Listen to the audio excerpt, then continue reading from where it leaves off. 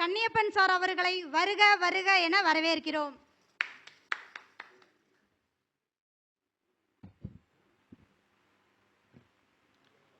குரு வாழ்க, குருவே துணை. பெற்றதாயும் பிறந்த பொன்னாடும் நற்றவாவானினும் நன்னி சிறந்தனவே. மாசில் வீணையும் மாலை மதியமும் வீசு தென்றலும் வீங்கில வேணிலும் மூசு வண்டரை பொய்கையும் போன்றதே ஈசன் எந்தன் இணையடி நீழலே. வாடார்ந்த பொதியின் மிசை வளர்கின்ற மதியே மன்னியமு வேந்தர்கிட மடிவளர்த்த மகளே தேனார்ந்த தீர்ஜொலசால் திருமாலின் குன்றம் தென்குமரி யாயிளைஞர் செங்கோட்கொள் செல்வி காணார்ந்த கற்கண்டே நட்கணியே கண்ணே கனியமுதே எக்கட்புலஞ்சேர் தேவி ஆனாத நூட்களரை அளித்தருளும் அமிழ்தே அம்மே நின் சீர்பொழுதும் உரைதல் யார்கிளிதே. குரு வாழ்க, குருவே துணை. ஜோதிட சொந்தங்களுக்கு வணக்கம். இந்த குபேர கலசத்தினுடைய இந்த ஒரு நல்ல ஒரு நேரத்திலே நல்ல ஒரு வாய்ப்பை கொடுத்தவருக்கு முதலில் நன்றியை கூறி, நான் எனக்கு பேச கொடுத்த தலைப்பான பரிவர்த்தனை அப்படின்னு என்ன செய்யும் அப்படிங்கிறத பற்றி ஒரு விரிவான ஒரு இதை பேசலாம் அப்படின்னு வந்திருக்கேன். பரிவர்த்தனை அப்படிங்கிறது நம்ம ஜாதகத்தில் ரொம்ப ரொம்ப முக்கியமான ஒரு பங்கு வகிக்கக்கூடிய ஒரு அங்கம் அப்படின்னா அது பரிவர்த்தனை. ஜாதகத்தில் உங்களுக்கு என்ன வேணாலும் இருக்கலாம், என்ன யோகம் இருக்கலாம், எவ்வளோப்பட்ட ஜாதகத்தினுடைய தசாபுத்திகள் இருக்கலாம், கோச்சாரங்கள் உங்களுக்கு சப்போர்ட் பண்ணலாம், எல்லாமே இருந்தாலும் பரிவர்த்தனை அப்படின்னு ஒன்று இருந்துருச்சு அப்படின்னா அத்தனையும் தூக்கி அப்படியே மொத்தத்திலையும் கம்ப்ளீட் போயிடுது. பரிவர்த்தனை அவ்வளவு ஒரு வல்லமை வாய்ந்தது. பரிவர்த்தனை முன்னாடி யாருமே நிகரல்ல. பரிவர்த்தனை அவ்வளவு பெரிய வல்லமை வாய்ந்தது அப்படிங்கிறத நம்ம ஆணித்தரமாக நான் பதிவு பண்ண கடமைப்பட்டிருக்கேன். அதாவது பரிவர்த்தனை அப்படின்னா என்னன்னு கேட்டிங்கன்னா, வரமே சாபமாக மாறுவது. நம்ம பெற்ற வரமே நமக்கு சாபமாக மாறுவது தான் பரிவர்த்தனை. பரிவர்த்தனை யோகம் அப்படின்னு சொல்லியிருக்காங்க. ஆனால் பரிவர்த்தனை யோகம் அப்படின்னு சொன்னாலும் அது யோகத்தையும் செய்யும். அதே டைமில் அதற்கு நிகரான அதுக்குண்டான இதை கூலி கொடுக்காம அது போகாது அப்படிங்கிறது தான் பரிவர்த்தனை. இந்த பரிவர்த்தனைகளை பார்த்தீங்க அப்படின்னா, பரிவர்த்தனைகள் 3 வகையான பரிவர்த்தனைகள் இருக்கு. இந்த பரிவர்த்தனையில் முதல் வகை அப்படின்னு எடுத்துட்டீங்கன்னா ராசி பரிவர்த்தனை. அதாவது ராசி பரிவர்த்தனை அல்லது பாவக பரிவர்த்தனை சொல்லலாம். ராசி பரிவர்த்தனை. அடுத்து பார்த்தீங்கன்னா ராசி பரிவர்த்தனை, கிரக பரிவர்த்தனை, கிரகங்கள் பரிவர்த்தனை ஆகும். அடுத்து பார்த்தீங்கன்னா நட்சத்திர பரிவர்த்தனை. 3 வகையான பரிவர்த்தனைகள் இருக்கும். இந்த பரிவர்த்தனைகள் எத்தனை செட்டு வரும் அப்படின்னு சொல்லி பார்த்தீங்கன்னா 66 வகையான பரிவர்த்தனைகள் வரும். இந்த பரிவர்த்தனைகளுடைய வேலை என்னன்னு கேட்டிங்கன்னா, கீழே இருக்கிறவனை தூக்கிட்டு போய் மேலே வைக்கும், மேலே இருக்கிறவனை கூட்டிகிட்டு கீழே போட்டு போயிடும். இதுதான் பரிவர்த்தனையுடைய முக்கியமான பங்கு. அதாவது அப் அண்ட் டவுன்ஸ் அப்படின்னு சொல்லலாம். அப்புறம் உயரம் தாழ்வு அப்படிங்களாம். பரிவர்த்தனை உள்ளவர்கள் வருமானத்தை சேமித்து வைக்க வேண்டும். பரிவர்த்தனை இருக்கிறவங்க வருமானத்தை சேமித்து வைக்க வேண்டும். ஆனால் அது பிற்காலத்துக்கு நமக்கு உதவும். ஆனால் தன்னோட பெயரில் சேமிக்க கூடாது. அப்படி சேமிச்சிங்கன்னா அது ஏதோ ஒரு சூழ்நிலையில் அந்த பரிவர்த்தனையுடைய 2வது பகுதியில் பிடிக்கிட்டு போயிடும். அதனால் நம்பிக்கையுடைய பெயரில் நம்ம அது பாதுகாப்பாக சேமித்து வச்சா நம்ம பிற்கால வாழ்க்கைக்கு அது பயன்படும் ஊன்றுகோலாக இருக்கும் அப்படிங்கிறத நம்ம ஞாபகம் வச்சுக்கணும். பரிவர்த்தனை உள்ளவர்கள் இது பண்ணும். பரிவர்த்தனை திட்டம் ஒன்றாகவும் செயல் ஒன்றாகவும் இருக்கும். பரிவர்த்தனை யாருக்கெல்லாம் இருக்குதோ அந்த ஜாதகர் ஒரு திட்டம் போட்டார்னா அந்த திட்டம் ஒன்றா இருக்கும், செயல்பாடு ஒன்றா இருக்கும். இப்போ வீடு கட்டுறார் அப்படின்னா 40 லட்சத்தில் வீடு கட்ட போகிறேன் அப்படின்னு சொல்லி அவர் திட்டம் போட்டு வீட்டை ஆரம்பிச்சார்னா அவர் முடிக்கும் போது 60 லட்சத்தில் முடிப்பார். அதனால கடன் 20 லட்சம் ஆகி போயிடும், பிரச்சனையில் தான் போய் மாட்டுவார். அப்போ பரிவர்த்தனை அப்படிங்கிறது இந்த மாதிரி வேலை செய்யும். அப்புறம் எண்ணம் ஒன்றாகவும் செயல் ஒன்றாகவும் இருக்கும். ஒருத்தருக்கு இதே தங்கச்சி இருக்கு, எல்லா சகோதரிகள் இருக்காங்க அப்படின்னா தகவச்சரிக்கு நல்லது செய்யணுங்கிற அவர் நோக்கம் அவர் எண்ணத்தில் இருக்கும். ஆனால் செயலில் அது வரவே வராது, வாய்ப்பே கொடுக்காது, அவர்னால இயலாது, முடியாது அப்படிங்கிற சூழ்நிலையில கொண்டு போய் விட்டுரும். அதாவது இந்த பரிவர்த்தனை பெற்றவங்க என்ன பண்றாங்கன்னா, ஒரு பொருள் வாங்குறாங்க அப்படின்னா அந்த பொருள் ஃபர்ஸ்டே நம்ம வாங்கும்போது அந்த பொருள் நல்ல பொருளா, இந்த மெஷின் நல்லதா, இந்த கார் நல்லதா, இந்த கார் எப்படி இருக்கு, கம்ஃபர்டபுளா இருக்குமா, சேஃப்டியா இருக்குமா, பிரேக் நல்லா இருக்குமா, மற்ற எல்லா விஷயத்தையும் நம்ம பார்த்து தான் வாங்குறோம். அதோட லைஃப் எப்படி இருக்கும், 2வது ரீவேல்யூ இருக்கா, அப்படியெல்லாம் பார்த்து வாங்குறோம். ஆனால் அந்த பரிவர்த்தனை இருக்கவங்க என்ன பண்ணுவாங்க தெரியுங்களா, போய் காரை வாங்கிட்டு வீட்டில் நிறுத்திட்டு தான் ஆராய்ச்சி பண்ணுவான். கார் நல்லா இருக்கா, நல்லா இல்லையா, இது எப்படி இருக்கும், ரீவேல்யூ இருக்குமா, நல்ல மைலேஜ் கொடுக்குமான்னு சொல்லி வாங்கிட்டு யோசனை பண்ணக்கூடிய ஆள் தான் இந்த பரிவர்த்தனை பெற்றவன். அப்புறம் இந்த பரிவர்த்தனை பெற்றவர்கள் என்னன்னு கேட்டிங்கன்னா, வாழ்க்கையில் அடுத்த ஸ்டெப்புக்கு போகிறதுக்கு நமக்கு என்ன வழி அப்படின்னு சொல்லி யோசிக்கிறத விட்டு போட்டு முன்னாடி இவர் எப்படியெல்லாம் ஜெயிச்சார் அப்படின்னு சொல்லிட்டு ஆசை போட்டுக்கிட்டு இருப்பார். நடந்து முடிந்த கதையை இவர் நான் அப்படி பண்ணி இப்படி பண்ணி ஜெயிச்சேன், எப்படி ஜெயிச்சேன், இதில் முதலீடு போட்டு இவ்வளவு வந்துச்சு அவ்வளவு வந்துச்சுன்னு சொல்லி இவர் பேசிட்டு போற தவிர அடுத்து நீ என்ன போறங்கிறதுக்கு திட்டம் என்னன்னா இல்லை அப்படிங்கிறத இந்த பரிவர்த்தனையுடைய வேலை. அதாவது இவர் என்ன பண்ணுவார்னா, கல்யாணம் பண்றதுக்கு முன்னாடி பொண்ணை பார்த்துட்டு இந்த பொண்ணு நல்லா இருக்கு, இல்லை மாமனார் எப்படி, மாமனார் வீடு எப்படி இருக்கு, சுற்றம் எப்படி இருக்கு, இந்த எல்லாமே பார்க்க மாட்டார். இவர் போயிட்டு போவார், கல்யாணம் பண்ணிவார், கல்யாணம் பண்ணி போட்டு வந்துட்டு அப்புறம் யோசிப்பார். அப்படிப்பட்ட வேலையெல்லாம் இந்த இது பண்ணிடும். அதே மாதிரி பொருத்தம் பார்க்கும்போது பொருத்தம் பார்த்துட்டு இவர் கல்யாணம் பண்ண மாட்டார், கல்யாணம் பண்ணிட்டு பொருத்தம் பார்ப்பார். ஏங்க எனக்கு சம்சாரத்துக்கு ஏதோ பொருத்தம் இருக்குங்களா, ஏதாவது பிரச்சனை இருக்குதுன்னு அப்புறம் வந்து கேட்கக்கூடிய ஆள். இப்படிப்பட்ட வேலையெல்லாம் இந்த பரிவர்த்தனை செய்யும். நிலையான முடிவில் இருக்க மாட்டாருங்க இவர். எப்பவுமே ஒரு ஸ்டாண்டர்டான வந்து ஒரு இதில் இருக்க மாட்டார். ஒன்று செய்கிறோன்னா அதில் வந்து ஒரு ஸ்டேபிளாக நிற்கணும். இவர் ஸ்டேபிளாக நிற்க மாட்டார். இன்னைக்கு ஒன்று சொல்லுவார், நாளைக்கு ஒன்று சொல்லுவார். இன்னைக்கு செய்யலாம் பார், நாளைக்கு வேண்டாம் பார், இப்படியெல்லாம் பேச வைக்கும். அப்புறம் வந்து இந்த பரிவர்த்தனை உள்ளவர்கள் வந்து ஜெயிக்கணும்னா என்ன பண்ணணும்னா, இடம் மாறி போவதற்கு முக்கியமான காரணம் அமையுதுங்க. இந்த பரிவர்த்தனை பெற்றவங்க வந்து இடம் மாறி போகணுங்க. ஒரு ஊரில் இருக்கிறோம் அப்படின்னா சொந்த ஊர்லலாம் இருந்து பரிவர்த்தனை ஜெயிக்கிறது கொஞ்சம் கஷ்டம் தான். அப்போ என்ன பண்ணணும், அடுத்த ஊருக்கு போகணும். அடுத்த ஊருக்கு போகிறோம், அடுத்த ஊர்லையா நம்ம ஜெயிக்க முடியுமா அப்படின்னா ஒரு பேர் உடனே ஜெயிச்சிருவாங்க, அடுத்த ஊருக்கு போனோன்னே ஜெயிக்கிடுவாங்க. சில பேர் வந்து அடுத்த ஊர்லேயும் போய் ஜெயிக்க மாட்டாங்க. அப்படின்னு என்ன பண்ணணும், அதுக்கு அடுத்த ஊர் போகணும். அதுக்கு அடுத்த ஊர் போய் ஜெயிக்க முடியும்னா அதுக்கு அடுத்த ஊர் போகணும். ஆனால் எப்படி இருந்தாலும் இவர் ஜெயிக்கிறாரு. ஆனால் இடமாறும் போது மட்டுமே இவருக்கு வந்து வெற்றி வந்து சாத்தியமாகுது. இடமாறி போய் ஜெயிக்கிறது ரொம்ப ரொம்ப முக்கியம். இடமாறி போய் தோற்றவங்கள் இல்லை, இடமாறி போய் தோற்றவங்க இல்லை. அதான் வந்து பரிவர்த்தனை உள்ளவர்கள் உள்ளூரில் மருத்துவம் பார்த்து குணமாகலைன்னா, உள்ளூர் ஹாஸ்பிட்டலில் போய் மருத்துவம் பார்க்குறீங்க, குணமாகலை அப்படின்னா அடுத்த ஊருக்கு போய் மருத்துவம் பார்த்தீங்கன்னா குணமாகும். அதே மாதிரி ஒரு டாக்டர்கிட்ட நீங்கள் போய் வைத்தியம் பார்க்குறீங்க அப்படின்னா அதில் வந்து உங்களுக்கு சரியான ட்ரீட்மெண்ட் வந்து கிடைக்கல, குணமாகலைன்னா அடுத்த ஒரு டாக்டர், அது அடுத்த டாக்டர்னாலும் அது பக்கத்து ஊர் டாக்டர் அல்லது அடுத்த ஊர் டாக்டர், அப்படி போய் வைத்தியம் பார்க்கும்போது இவங்களுக்கு வந்து சரியான வைத்தியம் நிச்சயமாக கிடைக்கும் அப்படிங்கிறத நம்ம ஆணித்தரமாக சொல்ல முடியும். அதே மாதிரி படிக்காத குழந்தைகள் உள்ளூரில் வந்து படிக்க வைக்கிறோம், வீட்டில் இருந்து படிக்க வைக்கிறோம், எல்லாம் பண்ணும்போது அந்த குழந்தை படிக்க மாட்டேங்குது அப்படின்னா அந்த குழந்தைய வெளியூர் கொண்டு போய் வெளியூர் ஹாஸ்டலில் கொண்டு போய் அந்த குழந்தைய விடும்போது அந்த குழந்தை கண்டிப்பாக நிச்சயம் படிக்க ஆரம்பிச்சிடும். இல்லை அந்த ஸ்கூல்லையும் கூட படிக்கல அப்படின்னா அடுத்து அங்கிருந்து இன்னொரு ஸ்கூலுக்கு மாற்றுங்க. மாற்றினீங்கன்னா ஒரு மாற்றம், 2 மாற்றம், 3 மாற்றம் அப்படியெல்லாம் வரும்போது அவங்க படிக்கிறாங்க. அது நிறைய பேர் பாருங்கள் ஒரே ஸ்கூலில் படிக்கிறது இல்லை, எத்தனை ஸ்கூலில் படிச்சிருப்பாங்க. அப்பா ஏதோ கவர்மெண்ட் ஜாப் இருப்பாங்க, அம்மா கவர்மெண்ட் ஜாப் இருப்பாங்க. இந்த மாதிரி அடிக்கடி ஷிஃப்ட் பண்ணி படிப்பாங்க. அவங்க ஜாதகத்தில் வாங்கி பார்த்தீங்கன்னு வச்சுங்களேன், நல்லா படிச்சிருப்பாங்க. அப்போல்லாம் பரிவர்த்தனை அப்படிங்கிறது அந்த ஜாதகத்தில் நம்ம இருக்கிறத பார்க்க முடியும். அந்த மாதிரி என்னன்னு கேட்டிங்கன்னா, பரிவர்த்தனை இருந்தால் ஊர் மாதிரி வளர்ச்சி உண்டு. அங்கு இல்லை என்றாலும் அடுத்த ஊருக்கு போனால் கண்டிப்பாக வளர்ச்சி கிடைக்குங்கிறத நம்ம வந்து நம்மக்கிட்ட வர்ற வாடிக்கையாளர்களுக்கு நம்ம சொல்லலாம். சனி யாருக்கெல்லாம் மேசத்தில் உள்ளதோ அவர்கள், அதாவது வந்து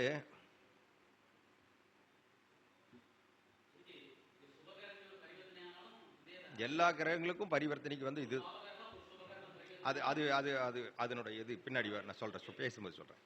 அதாவது யாருக்கெல்லாம் பரிவர்த்தனை இருக்குதோ அந்த பரிவர்த்தனை உள்ளவங்களுக்கு ஒரு தீர்வு என்னன்னு கேட்டிங்கன்னா, நம்ம உடுப்பி, கர்நாடகாவில் உடுப்பி இருக்கு பாருங்க. உடுப்பியில் வந்து ஒரு ஆஞ்சநேயர் இருக்கார், 23 அடி உயரம் ஆஞ்சநேயர் இருக்கார். இந்த ஆஞ்சநேயரை நீங்கள் வந்து அந்த வன்னி இலைகளை கொண்டு போய் வன்னி இலை மூலமாக நீங்கள் சனிக்கிழமை, சனி ஓரை இந்த மாதிரி நேரங்களில் போய் நீங்கள் வந்து சரியானபடி ஒரு அர்ச்சனை பண்ணி உங்கள் பேருக்கு பண்ணிக்கிட்டீங்க அப்படின்னா இதுக்கு உண்டான ஒரு தீர்வு கிடைக்கிறதுக்கு வாய்ப்பு இருக்குது. இது மாதிரி ஜெயிச்சவங்க நிறைய பேர் தான் நம்ம அனுப்பிச்சிருக்கிறோம், பார்த்துருக்குறோம், ஜெயிச்சிருக்காங்க. அதே மாதிரி கோயம்புத்தூர் பக்கத்தில் பெரியநாய்க்கம்பாளையத்துக்கு அருகில் வந்து ஒரு இப்போ பிரதிஷ்டை பண்ணியிருக்காரு நம்ம ஐயா, ஜோதிடர் ஐயா ஒருத்தர் சீனியரு பண்ணியிருக்காங்க. அங்கேயும் வந்து கொஞ்சம் உயரமான அந்த சிலை இருக்குது, அங்கேயும் போகலாம். வன்னி இலை தான் வந்து உங்களுக்கு வந்து சனிக்கு ரொம்ப பிடிச்ச இலை. அதனால் வந்து அதை பண்ணும்போது உங்களுக்கு இந்த பரிவர்த்தனைக்கு முக்கியமான பங்கு வகிக்கிறவர் வந்து சனி பகவானை எடுத்துக்கலாம். அதனால் வந்து நீங்கள் வன்னி இலையை வச்சு நம்ம அர்ச்சனை பண்ணும்போது கிடைக்கும். ராசி பரிவர்த்தனை அப்படின்னு எடுத்துக்கிட்டிங்கன்னா அந்த ராசி பரிவர்த்தனை 2 வகமான பரிவர்த்தனையை பிரிக்கிறோம். ஒன்று யோக பரிவர்த்தனை, இன்னொன்று வந்து அவயோக பரிவர்த்தனை. யோக பரிவர்த்தனை அப்படிங்கிறது வந்து நற்பலன்கள் மட்டும் செய்யும். இந்த அவயோக பரிவர்த்தனை அப்படிங்கிறது உங்களுக்கு வந்து நமக்கு என்ன கொடுக்கணும், அந்த பரிவர்த்தனையினால் நமக்கு கொடுக்க வேண்டிய இன்னல்கள் என்னவோ அதையெல்லாம் கொடுக்கறது தான் இந்த அவயோக பரிவர்த்தனை. 2 கிரகங்கள் மட்டுமே தனக்குள் பரிவர்த்தனை என்றால் குணமாற்றத்துடன் நின்று விடுகிறது. 2 கிரகங்கள் அதாவது வந்து 2 கிரகங்கள் மட்டுமே தங்களுக்குள் பரிவர்த்தனை என்றால் குணமாற்றத்துடன் நின்று விடுகிறது. பரிவர்த்தனை வேறொரு கிரகமும் அங்கிருந்து போய் சேர்ந்தால் நல்ல கிரகம், நட்பு கிரகம் என்றால் யோகத்தையும், அங்குள்ள கிரகம் பகை கிரகம் என்றால் தீமையும் செய்கிறது. அதாவது உதாரணமாக சொல்லணும் அப்படின்னா, இப்போ மேசத்தில் வந்து சூரியன் இருக்கார், சிம்மத்தில் வந்து செவ்வாய் இருக்கார். செவ்வாய் கூட வந்து பார்த்தீங்க அப்படின்னா அங்கே ராகு இருக்கான்னு வச்சுங்களேன். அப்படின்னா இந்த பரிவர்த்தனை ஆகும்போது இந்த செவ்வாய் என்ன பண்ணுவார், மேசத்துக்கு போயிடுவார். அந்த சூரியன் வந்து இங்கே வருவார். ஆனால் சூரியன் வந்து தன்னோட ஆட்சி வீட்டுக்கு தான் வர்றாரு. ஆனால் அந்த ஆட்சி வீட்டில் யார் இருக்காங்க, ராகு இருக்கார். அப்ப என்ன பண்ணுவாரு, பரிவர்த்தனை நடந்ததுக்கு அப்புறம் அந்த சிம்மம் உங்களுக்கு என்ன பாவமா வருதோ அந்த பாவம் மூலியமாக உங்களுக்கு ஒரு தீமை காத்திருக்கிறது. மேசத்துல என்ன பாவம் இருக்குதோ அந்த பாவத்தின் மூலியமாக உங்களுக்கு நன்மை காத்திருக்கிறது அப்படிங்கறத நம்ம இதுல சொல்லிடலாம். அந்த பரிவர்த்தனை இது வந்து ஒரு நன்மையான கிரகமும் ஒரு தீமையான கிரகம் பரிவர்த்தனைன்னு வச்சுங்களேன். அடுத்து பாத்தீங்க அப்படின்னா உங்களுக்கு நீச்ச பரிவர்த்தனையவே நம்ம சொல்லலாம். இப்ப பாருங்க, இதுல வந்து கடகத்துல வந்து குரு இருக்கார். கடகத்துல குரு இருக்கார். கடகத்துல செவ்வாயும் இருக்கார். கடகத்துல குரு செவ்வாய் இருக்காங்க. விருச்சிகத்துல சந்திரன் இருக்கார். இப்போ சந்திரனும் செவ்வாயும் பரிவர்த்தனை. அப்ப என்ன பண்ணுவாரு, செவ்வாய் வந்து பரிவர்த்தனை ஆகி தன்னோட வீட்டுக்கு ஆட்சி நிலைக்கு போறார். சந்திரன் பரிவர்த்தனை ஆகி நீச்சமாக இருந்த செவ்வாய் ஆட்சி நிலைக்கு போறார். அதே மாதிரி நீச்ச நிலையில் இருந்த சந்திரன் ஆட்சி நிலைக்கு வர்றார். ஆட்சி நிலைக்கு அந்த சந்திரன் இங்க வரும்போது என்ன ஆகுறாருன்னா, அங்க யார் இருக்காங்க, குரு இருக்கார். உச்சம் பெற்ற குரு இருக்கார்.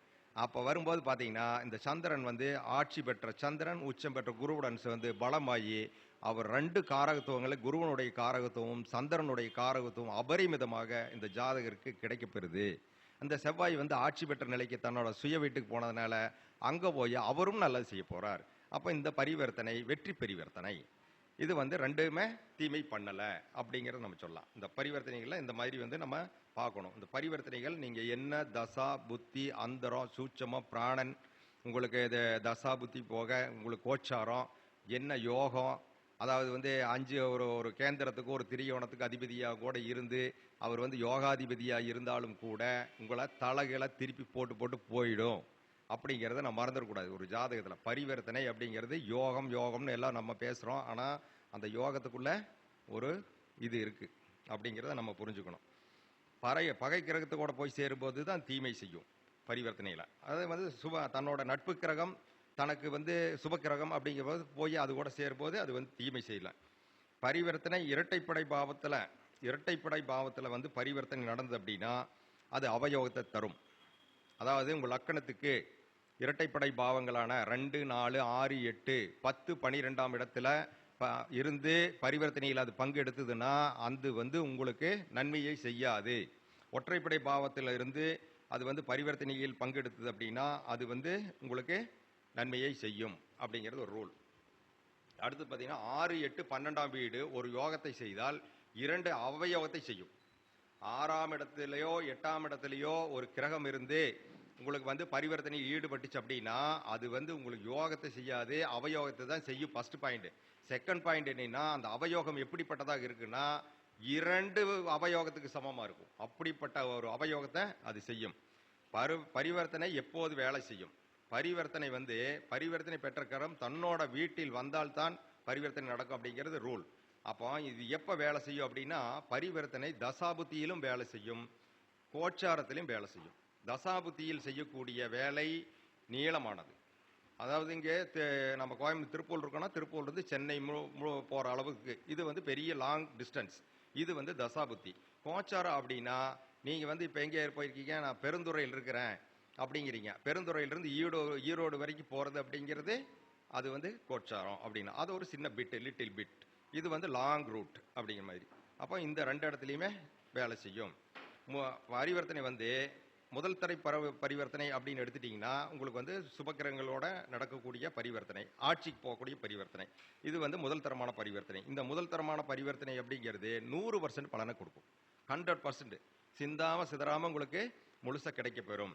அதாவது ரெண்டாவது பரிவர்த்தனை அப்படின்னா அந்த பார்வையினால பரிவர்த்தனை நடக்கும். பார்வையில பரிவர்த்தனை நடக்கும். இது வந்து மறந்துடக்கூடாது. பார்வை மூலம் பரிவர்த்தனை நடக்குது அப்படின்னா அது ஒரு 50%. ஆமா, 50% உங்களுக்கு வந்து அது அந்த பலனை கொடுக்கும். பரிவர்த்தனை கிரகங்கள் தசாபுத்தி காலத்தில் தான் நின்ற வீட்டின் வேலையை செய்யும்.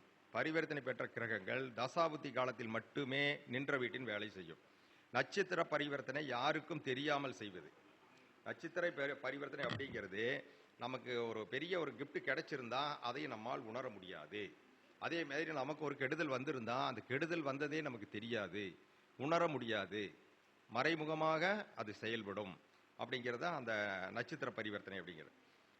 ஜாதகருக்குள் ஒளிந்து கொண்டு இன்னொரு முகத்தை சொல்கிறது. அதாவது வந்து அந்த நட்சத்திர பரிவர்த்தனை ஜாதகனுடைய இன்னொரு ஃபேஸ் இருக்கு. ஒரு ஜாதகனுக்கு வெளியில பார்த்தா நல்ல மனுஷன் மாதிரி இருப்பான், ஆனா உள்ளுக்குள்ள இருக்கிற குரூர புத்தி இருக்கும்.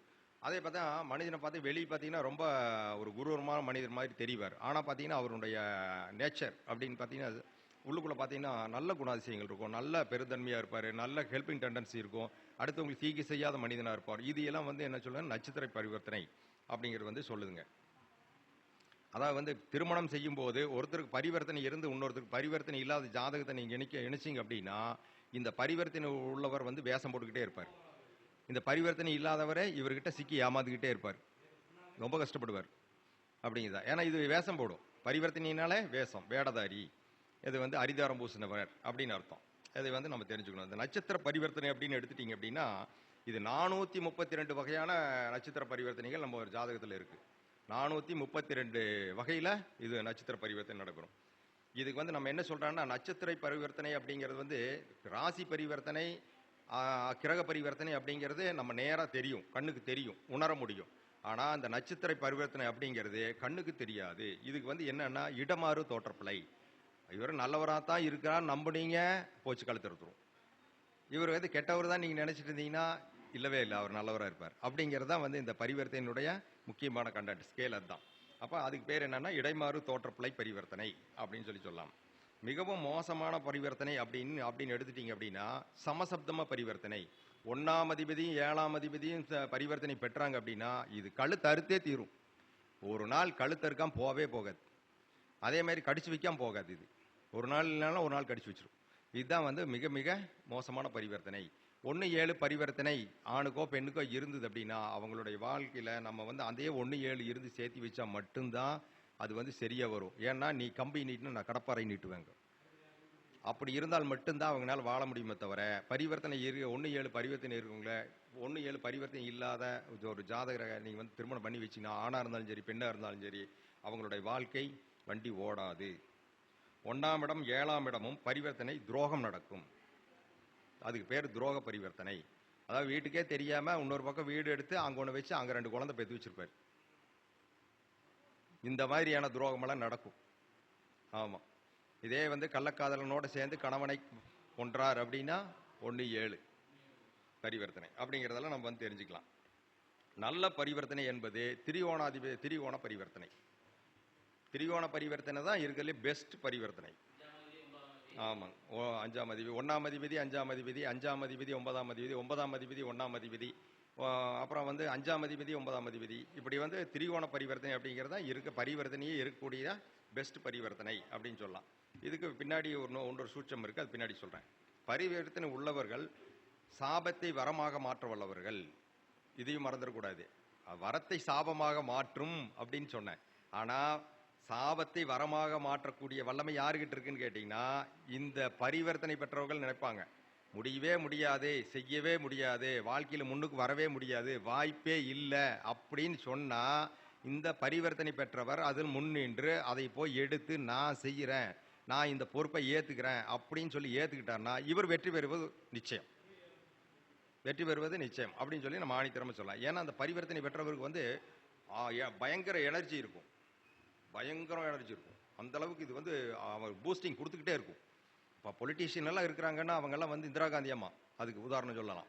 அதெல்லாம் வந்து என்னன்னா அந்த அம்மா வந்து தோத்து போயிட்டாங்க, எமர்ஜென்சி போட்டாங்க, அதுக்கப்புறம் தோத்துட்டாங்க, பிடிச்சி அந்த அம்மா பிடிச்சி அரெஸ்ட் பண்ணாங்க, எல்லாம் பண்ணி போட்டு காங்கிரஸ் கட்சி இதோட முடிஞ்சு போச்சாட்டுருக்கு அப்படின்னு நினைச்சாங்க. அடுத்த எதிர்கட்சியை தூளா உடைச்சாங்க, தூளா உடைச்சாங்க. மொரார்ஜி தேசாய், சரண் சிங், தேவிலால் எல்லாத்தையும் காலி பண்ணி போட்டு கடைசியில் இந்த அம்மா என்ன பண்ணாங்க, ஜெயிச்சு திருப்பி ஆட்சிக்கு வந்துட்டாங்க. அப்போ இந்த பரிவர்த்தனை அப்படிங்கிறது எந்த சூழ்நிலையும் வெல்லக்கூடிய சக்தி படைத்தது. அதாவது வந்து அவங்க சேலஞ்சை எடுத்துட்டு பண்ணணும். அப்படி பண்ணாங்கன்னா அவங்க வந்து ஜெயிச்சிருவாங்க. அதாவது வந்து இந்த பரிவர்த்தனைக்கு என்ன ஒரு டேலண்ட் இருக்குன்னு தெரியுங்களா? பின்னாடி வர்றது முன்னாடியே தெரியும் அவங்களுக்கு. ஆமாங்க, பின்னாடி வரக்கூடிய இது வந்து அவங்க முன்னாடியே அவங்களுக்கு தெரியும், உணர்வாங்க. அவங்க அந்த அளவுக்கு அவங்களுக்கு அந்த நாலேஜ் இருக்கும். அந்த பின்னால் வரக்கூடியதை முன்னாடி உணர்ந்து அதுக்காக ஸ்டெப் எடுப்பாங்க. நம்ம இப்போ எஃபோர்ட் போட்ட அப்படின்னா நம்ம 4 வருஷத்துல ஆட்சி பிடிச்சிடலாம், ஆட்சி பிடிச்சிருவாங்க. நம்ம இந்த வருஷம் வந்து முதலீடை போட்டு இந்த ஃபேக்டரி ரன் பண்ண ஆரம்பிச்சோம்னா நம்ம வந்து ஒரு 5 வருஷத்துல ஜெயிச்சிடலாம், இந்த அளவுக்கு வந்து நம்ம வந்துடலாம் அப்படின்னு சொல்லி அவங்க வந்து அந்த தொழிலில் வந்து ஈடுபட்டாங்க அப்படின்னா அவங்களுடைய அந்த அச்சீவ்மெண்ட்டை வந்து அவங்க கண்டிப்பாக ஒரு நாள் அடைஞ்சிருவாங்க, அடைஞ்சே தீருவாங்க அப்படிங்கிறத வந்து நம்ம இதில் சொல்லலாம். பரிவர்த்தனை வந்து ராஜயோகங்கள் தரும், பரிவர்த்தனை ராஜயோகங்களையும் தரும். திடீரென்று வரக்கூடிய ராஜயோகம், சர வீட்டில் உச்சமடையக்கூடிய 4 கிரகங்கள் தான் ராஜயோகம் தரும். சரவீடுகளில் உச்சமடையக்கூடிய இந்த வந்து 4 கிரகங்கள் மட்டும்தான் உங்களுக்கு வந்து திடீர் ராஜயோகத்தை எதில் கொடுக்கும்? பரிவர்த்தனையில் ராஜயோகத்தை கொடுக்கும் அப்படின்னு சொல்லலாம். இது வந்து என்னன்னு கேட்டிங்கன்னா, மேசத்தில் சூரியன், அடுத்தது பார்த்தீங்கன்னா கடகத்தில் குரு, துலாத்தில் சனி, மகரத்தில் செவ்வாய். இந்த 4 பேரும் தான் சரவீடுகளில் உச்சம் பெறக்கூடிய ராஜ கிரகங்கள். இவங்க வந்து என்ன பண்ணுவாங்கன்னா, பரிவர்த்தனையில் ஈடுபட்டாங்க அப்படின்னா, அது சரவீட்டிலேயே இருந்து பரிவர்த்தனையில் பங்கு எடுத்தாங்கன்னு வச்சுங்களேன், இவங்களுக்கு வந்து நிச்சயமாக வந்து ராஜயோகம் உண்டு.